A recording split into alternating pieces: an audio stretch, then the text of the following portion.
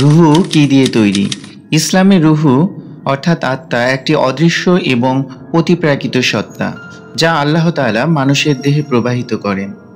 রুহের প্রকৃতি এবং এটি কি দিয়ে তৈরি তা নিয়ে কুরআন বা হাদিসে সরাসরি কিছু বলা হয়নি, কারণ এটি আল্লাহর এক বিশেষ সৃষ্টি এবং মানুষের বোধের বাইরে। রুহু এমন একটি সত্তা যা মানব জীবনের জন্য অপরিহার্য এবং এটি দেহের মধ্যে জীবন সঞ্চালন করে। রুহের প্রকৃতি সম্পর্কে ইসলামী বিশ্বাসে কোনো স্পষ্ট ধারণা দেওয়া হয়নি, তবে এটি আল্লাহ তাআলার অদৃশ্য শক্তি হিসেবে বিবেচিত হয়। কুরআনে আল্লাহ তাআলা রুহের সৃষ্টির কথা উল্লেখ করেছেন।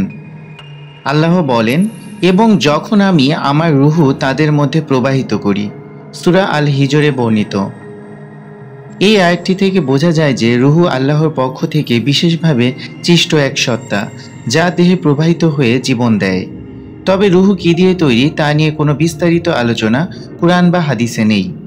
এটি একটি আধ্যাত্মিক সত্তা যা অদৃশ্য এবং মানুষের জ্ঞানের সীমার বাইরে।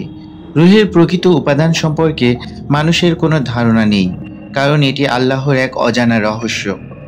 এছাড়া কুরআনে আরও বলা হয়েছে, তুমি তাদেরকে রুহের ব্যাপারে জিজ্ঞাসা করবে, তারা জানবে না। বলো, রুহু আল্লাহর আদেশ দ্বারা এবং তোমাদের দেওয়া জ্ঞান খুবই সামান্য। সূরা আল ইসরায় বর্ণিত।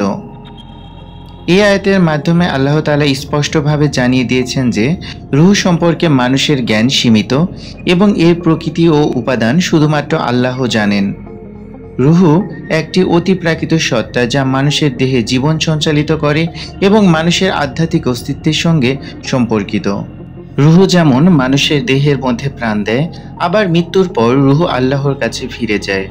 কিয়ামতের দিন পুনরুত্থানের সময় রূহ আবার দেহে ফিরিয়ে আনা হবে এবং সে সময় এটি মানুষের পাপ বা সৎকর্মের ফলস্বরূপ পুরস্কার বা শাস্তি পাবে। রূহুর মাধ্যমে মানুষের আধ্যাত্মিক জীবন এবং সৎকর্মের প্রতি তার দায়বদ্ধতা নির্ধারিত হয়।